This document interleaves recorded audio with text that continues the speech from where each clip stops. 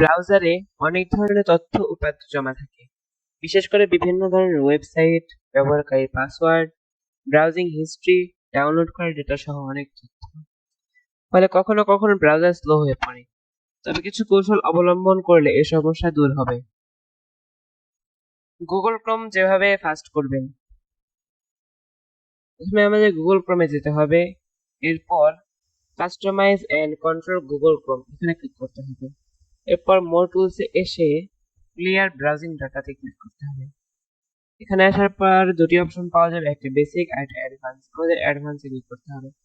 অ্যাডভান্সে click করার পর last hour আছে, আমাদের এখানে অল টাইম করে দিতে হবে। অল টাইম করে দেওয়ার পর আপনারা এখানে খেয়াল রাখবেন যেন প্রথম 4টা অপশনই সিলেক্ট করা থাকে। এরপর আমাদের যা করতে হবে তা হচ্ছে এখানে ক্লিয়ার ডাটা আছে, এখানে ক্লিক করে দিতে হবে। আমাদের এখানকার সব ডাটা ক্লিয়ার হয়ে যাবে। এরপর আমরা আসবো ফায়ারফক্সে। ফায়ারফক্সে আসার পর এখানে সেটিংস অপশন আছে, সেটিংস আসার পর ম্যানেজ মোর সেটিংস আছে, এখানে ক্লিক করতে হবে।